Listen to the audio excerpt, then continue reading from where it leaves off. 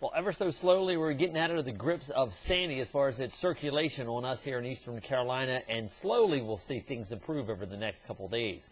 I'm Storm Track 12 meteorologist Les Still here with your Wednesday morning web forecast, and I am tracking Sandy departing across southeast Canada and moving away. As a result, we'll get the clouds out of here. We'll get the wind to die down. Still chilly, though, for the next couple of days, but I'll tell you what, made for a beautiful sunrise this morning. Take a look at our time lapse coming in out of Oriental.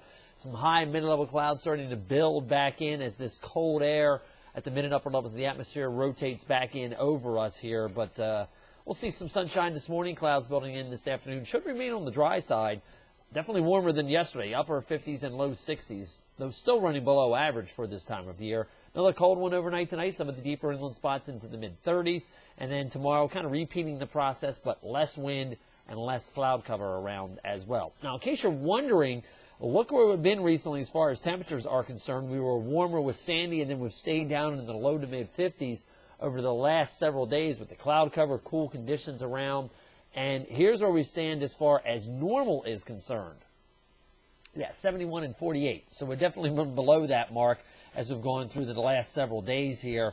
In case you're wondering, for the month, we are actually a little bit above average as far as rainfall. Go figure. That's what happens when you have a tropical system in here, which was much needed because we were actually starting to run a little bit of a deficit as a result of that. Now, let's take a look and see where we're headed from here as far as the cold air that is in place. Look, as we've gone through the last several days here, this cold air is coming in on the backside of the system. Meanwhile, warmer air surging up on the east side of it, and as a result, they are warmer on Hudson Bay and Boston this morning than we are here in eastern Carolina. So it's one of those phenomena that we've got this tropical system bringing warm air with it, and that's exactly what we have seen, that the warmer air is wrapped onto the northeast of the system, the colder air being pulled in from the northwest.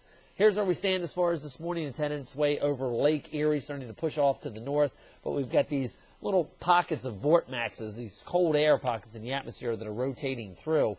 Now, once this gets out of our weather pattern late this week, we will see sunny conditions, moderating temperatures. Not going to be excessively warm, but at least the warmer air will come back in from the central plains.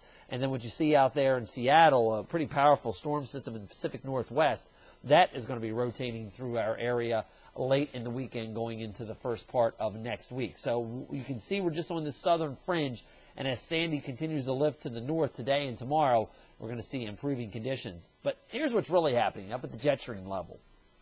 We are looking at this upper level cutoff trough that has just been parked over the eastern United States for the last several days. This is the same one that the reason to cause Sandy to hook right in here across southern New Jersey, and now it's all entrained within this upper level trough here. The trough itself does begin to lift out, but you will notice here, even on Thursday and Friday, we're still dealing with kind of northwesterly flow, our winds coming out of southern Canada. Eventually, because of what's happening in the Pacific Northwest, we will get our winds to go more west-southwesterly, bringing that warmer air in here as we head on into the weekend, getting us back up to near normal before the next cold front does slice in here, cutting us back again as we go in through the day on Monday and Tuesday with another charge of cooler air. And potentially, some models are showing another storm system, not as bad as Sandy, but another nor'easter developing along the east coast of the United States. So that's something we'll definitely have to track and alert you to as we go on through the next several days.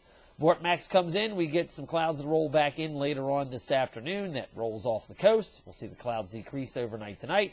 Still dealing with that west-northwesterly flow. So the next vortex comes across the area tomorrow. Not anticipating any rainfall with it, but we are looking at clear skies that will be with us through the overnight periods with a few clouds developing in the daytime. Temps remain into the upper 50s and low 60s, well above the 70-degree average where we should be for this time of year. We'll warm up a little bit as we head in through Sunday, but notice overnight temperatures still remain on the chilly side, back down into the upper 30s, even mid-30s in some of the deeper inland spots. Have yourself a good Wednesday. I'm Storm Track 12 meteorologist Les Still.